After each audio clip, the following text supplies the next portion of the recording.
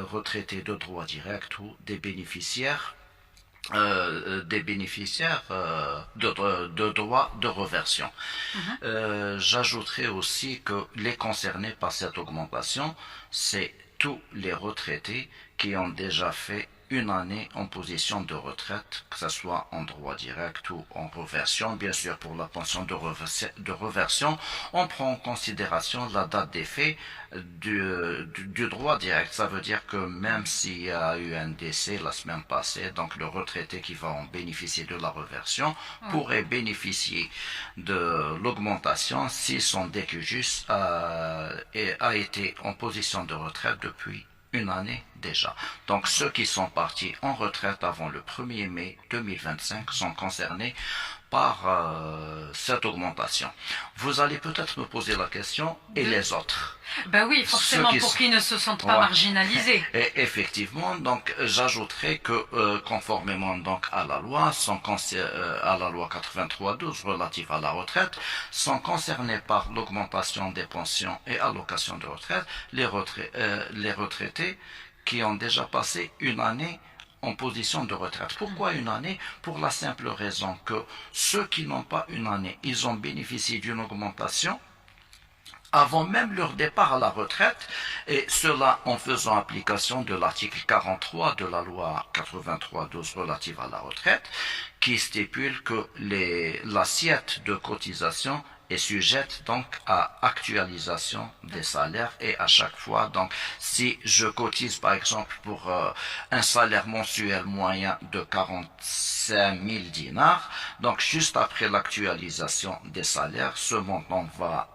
augmenter peut-être à 47 à 48 000 dinars, et ma pension serait liquidée sur la base de salaire mensuel moyen actualisé, non pas le salaire réel. Donc il y a cette opération donc permet donc d'assurer une justice sociale entre les nouveaux retraités et les anciens retraités. Alors, le ministre du Travail a parlé d'une augmentation qui est appliquée sur la base des augmentations salariales, à savoir le SNMG à 24 000 dinars. On parle d'une augmentation de 10%, c'est bien cela, Monsieur Adlar? En réalité, il y a deux décisions différentes qui ont été prises. La première concerne l'augmentation du SNMG. Donc le SNMG est passé à 24 000 dinars, et du coup, le montant minimum de la pension de retraite a augmenté à 24 000 dinars. Le montant minimum de l'allocation de retraite, qui était à 15 000 dinars avant, est passé à 18 000 dinars. Et c'est en application donc des articles 16 et 47 de la loi 83/12 qui stipule respectivement que le montant minimum de la pension de retraite est égal au montant du SNMG, et celui de l'allocation de retraite est égal à 75% du SNMG. Donc la première décision, c'était d'augmenter les pensions et allocations de retraite au minimum légal. La seconde, donc les 5 et 10%, ça concerne la revalorisation annuelle des pensions et allocations des retraites qui prend effet le 1er mai de l'année en cours. Alors, on va continuer sur ça. Quel impact financier aura cette augmentation sur la vie des retraités? Donc, je dois rappeler tout d'abord que le taux de l'augmentation est de 5% pour les retraités percevant plus de 20 000 dinars. Il est de 10% pour ceux qui perçoivent 20 000 dinars et moins. Maintenant, pour le nombre des retraités concernés, il dépasse les 3 500 000 retraités bénéficiaires pour une enveloppe annuelle estimée à 88 milliards de dinars. C'est un budget. Oui, effectivement, c'est un budget colossal. Très bien. On va toujours, donc, par rapport à l'impact financier, on va sentir donc une augmentation sensible du mode de vie des retraités. Ils seront beaucoup plus tranquilles, on va dire, par rapport à ces augmentations. Justement, il paraît que tous les journalistes cherchent le scoop, donc... Allez-y. Maintenant que je suis sur votre antenne et en direct, donc je vais vous donner un scoop. Allez-y. On a adopté, donc j'espère que ça serait une excellente nouvelle pour nos chers retraités. Donc on a adopté une nouvelle approche qui passe donc de l'augmentation annuelle à la recherche de solutions pour l'amélioration du niveau de vie des retraités. Donc à ce titre, aujourd'hui même à 10 heures, je dois signer une convention avec une banque publique pour accorder des prêts à l'ensemble des retraités avec des taux bonifiés. Donc il suffit de se présenter à la banque, de présenter une attestation de revenus de la CNR, dire que je suis retraité de la CNR, et les crédits alloués seront donc les crédits alloués, on leur appliquera un taux d'intérêt moindre par rapport au taux classique qu'on peut appliquer à n'importe quel citoyen, et encore mieux que ça, ceux qui optent pour le financement islamique auront cette possibilité avec des conditions avantageuses.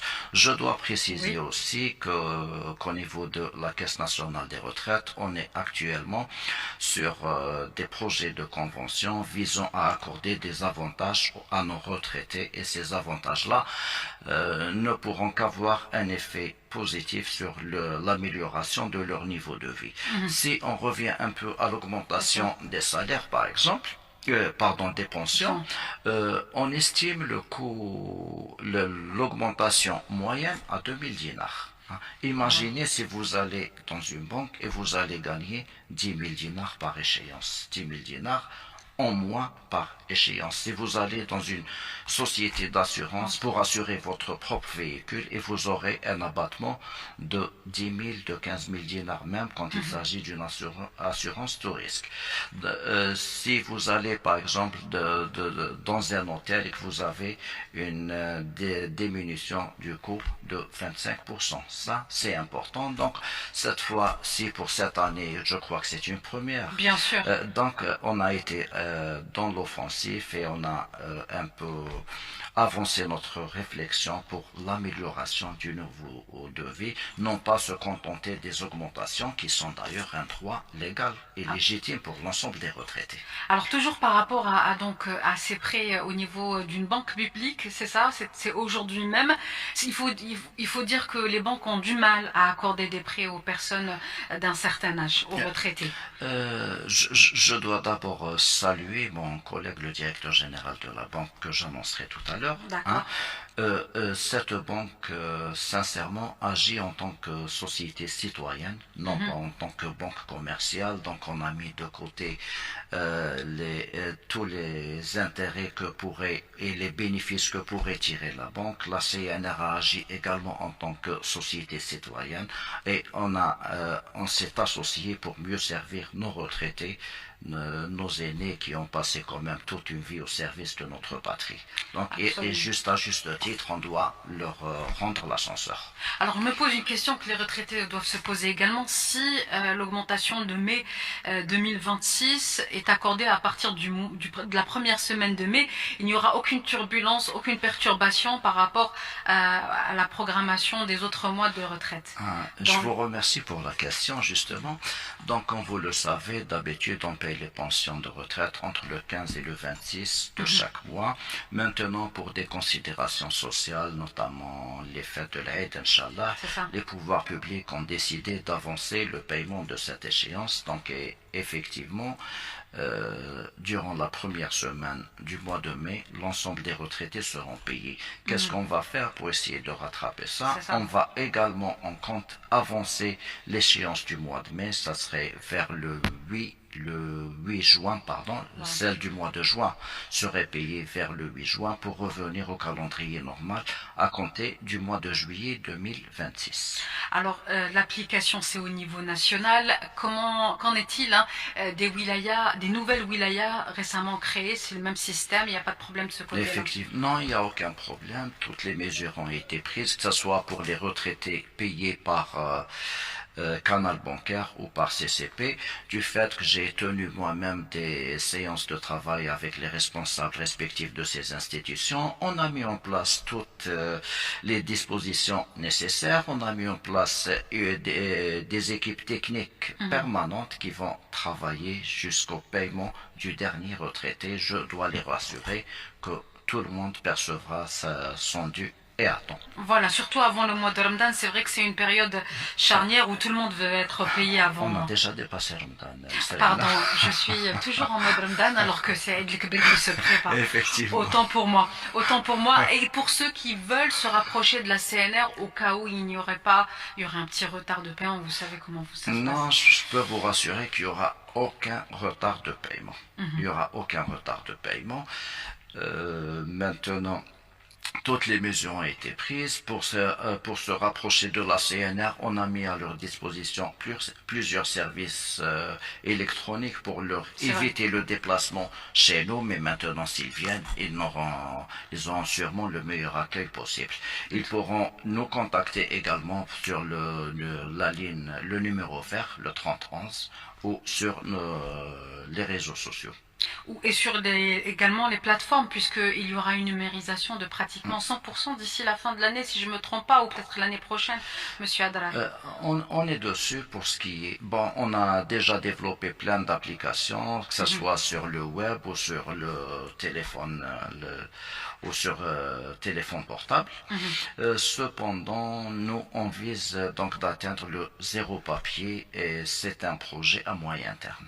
Alors, on va parler de la numérisation juste après le sommaire de l'actualité. On va également parler également de ces plateformes numériques, de l'application, de nombreuses applications mobiles qui concernent la CNR et l'organisation des prestations de la CNR. Mais ça sera juste après le sommaire de l'actualité dans quelques secondes à peine. 8h31 sur Alger chaîne 3, deuxième partie du débat avec votre invité Céline Dahmoud. Je rappelle, vous recevez ce matin le directeur général de la Caisse nationale des retraites, Monsieur Hafid Adral. Monsieur Hafid Adral, merci d'être resté avec nous. On va parler à présent de la retraite anticipée. Plusieurs corps de métiers de l'éducation nationale ont bénéficié de la retraite anticipée cette année. Où en est ce dossier aujourd'hui, Monsieur Adral? Effectivement, le dossier est effectif. Maintenant, c'est un droit qui est acquis pour le personnel de l'éducation nationale qui ont bénéficié, je rappelle, d'une réduction de l'âge de départ à la retraite. Donc, à partir de 57 ans pour les hommes et à partir de 52 ans pour les femmes. D'après mes dernières informations au niveau des directions de l'éducation nationale, ils ont collecté des dossiers. Ces dossiers seront déposés à la Caisse nationale des retraites et seront traités d'une façon imminente. D'après mes informations également, la date de cessation d'activité généralement appliquée au niveau de l'éducation nationale, c'est le 1er septembre. Donc les enseignants généralement bénéficient de leurs vacances scolaires avant d'être admis à la retraite. C'est pourquoi je crois qu'on s'est pris même à l'avance. On est très à l'aise pour traiter ces dossiers-là. Très bien, c'est vrai que il y a donc ces métiers pénibles où beaucoup aspirent à avoir donc une retraite anticipée dans ces domaines-là. Une commission a été installée par le ministère du Travail pour statuer donc sur ces métiers pénibles. La commission est toujours en train de travailler dessus. Effectivement, vous me donnez l'occasion d'apporter un éclaircissement de taille. D'abord, que cette commission-là est beaucoup plus une commission scientifique. Ce n'est pas une commission technique ou politique. D'ailleurs, elle est présidée par professeur Smith, qui est éminent professeur de médecine de travail. C'est une commission multidisciplinaire. Maintenant, la commission travaille normalement, elle avance dans ses travaux, mais je dois dire que le dossier c'est compliqué puisque les concepts ont changé avec la numérisation, avec l'utilisation des nouvelles technologies. Qu'est-ce qui est pénible, qu'est-ce qui ne l'est pas, d'autant plus que la loi ne parle pas des métiers pénibles, mais des métiers à haute pénibilité. C'est quoi la différence? Justement, on doit déterminer qu'est-ce qu'est un métier pénible et qu'est-ce qu'un métier à haute pénibilité. À haute pénibilité, et là, on attend justement les résultats de cette commission-là pour pouvoir trancher sur la question. Ça va demander un peu de temps parce que on doit aspirer à avoir des résultats d'une recherche scientifique digne de ce nom, on aspire également à assurer une justice sociale entre l'ensemble des salariés, donc on ne peut pas décider simplement que tel métier est pénible, tel métier est hautement pénible, tel métier ne l'est pas. Maintenant, il y aura des critères scientifiques, il y aura une étude vraiment profonde et on attend tous ces résultats-là pour la mise en œuvre. Inch'Allah. Monsieur Adel, on va parler à présent, on en avait un peu parlé avant la fin de la première partie, de la numérisation. On a nos retraités qui sont hyper connectés, qui arrivent à maîtriser les nouvelles applications. Vous avez organisé des campagnes de sensibilisation au mois de mars également par rapport aux applications Taqaoudi et l'application Tadkirati. Est-ce que vous pouvez nous parler de cette campagne d'information et de sensibilisation? Très bien. Avant de parler de Tadkirati, de Taqaoudi, je dois rappeler juste que la campagne était une campagne sous l'égide du ministère du Travail, de l'Emploi et de la Sécurité sociale. Oui. Donc il n'y a pas que la CNR qui était concernée, mais l'ensemble des caisses de sécurité sociale et l'ensemble des organismes sous tutelle. Oui. Pour revenir donc à votre question, Tadkirati, sincèrement, c'était un exploit pour la CNR, la mise en service de Tadkirati. Mais en même temps, je dois dire que personnellement, je souhaite élaguer cette application avec le temps. Pourquoi? Parce que l'aspiration, c'est de ne plus recevoir d'assurance au niveau de la CNR. Tadkirati est une application qui permet aux retraités tout simplement d'avoir son ticket à l'avance en utilisant son téléphone portable, et à partir de là, il saura quel est son numéro, il saura combien de retraités doivent passer avant lui et approximativement l'heure où il doit passer devant l'agent d'accueil de la Caisse nationale des retraites. Et donc, quand il voit qu'il a des choses à faire, il peut régler ses affaires avant de venir à la CNR à l'heure indiquée sur son téléphone. Et pour Taqaoudi, alors qu'en est-il? Pour Taqaoudi, c'est une application complète qui a été mise en service depuis quelques années déjà. Donc, elle permet d'assurer plusieurs services, entre autres, donc d'avoir une attestation de revenus du retraité sans se déplacer, de demander l'aide à domicile pour les retraités, en faveur des retraités. Donc, ils peuvent demander l'aide à domicile. Ils peuvent également avancer quel genre d'aide ils ont besoin. S'agit-il d'un accompagnement administratif? S'agit-il d'un équipement médical qu'ils souhaitent avoir? Et à partir de là, notre assistance sociale se déplace pour assurer la mission dont on est sollicité. L'application Taqaoudi permet aussi de faire, donc, qu'elle peut être téléchargée même par tout le monde. Donc on peut l'utiliser pour une simulation. Par exemple, si je dois sortir maintenant en retraite, que serait le montant de ma pension de retraite? Ça, c'est bien. Oui, effectivement, l'application Taqaoudi permet également de situer la localisation des agences et centres d'accueil de la Caisse nationale des retraites. Donc maintenant, même si je suis hors Alger, par exemple, je veux me déplacer à l'agence CNR de Tamanrast, il suffit d'utiliser l'application. C'est décentralisé, il n'y a pas de souci de ce côté-là. Non, il suffit juste d'avoir un téléphone connecté. Pour ce qui est de l'aide sociale, est-ce que les retraités y ont facilement recours? Est-ce qu'ils savent qu'ils y ont droit? Oui, bien sûr, on est très sollicité là. D'ailleurs, pour le premier trimestre, on a assuré plus de 12 000 interventions, donc entre 5 500 accompagnements administratif et 7000 interventions hors accompagnement administratif. Cela a permis donc de remettre aux retraités un nombre important d'équipements médicaux tels que les matelas anti-escar, tels que les appareils auditifs. Oui. Voilà. Est-ce que ces prestations sont garanties par la CNR ou prises en charge par le retraité? Comment ça se passe? En réalité, la CNR est un intermédiaire entre le retraité et les administrations publiques concernées. Donc, pour ce qui est de ces appareils, vous savez que les retraités sont des assurés sociaux et qu'ils ont droit aux prestations en nature des assurances sociales.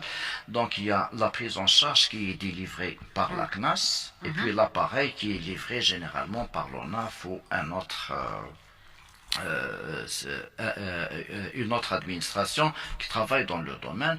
Donc le rôle de l'assistante sociale, c'est d'abord de se déplacer chez le retraité, puis d'aller au niveau des services de la CNAS pour lui retirer la prise en charge, et par la suite elle se déplace au niveau de l'ONAF pour récupérer l'appareil et lui remettre cet appareil-là. Donc la CNR, disons qu'on est un intermédiaire entre plusieurs acteurs pour mieux servir nos retraités. Alors, le ministre du Travail a tenu une réunion il y a quelques semaines par rapport donc à l'amélioration des prestations de tous les organismes qui relèvent de la tutelle. Qu'en est-il donc de cette réunion par rapport à la CNR?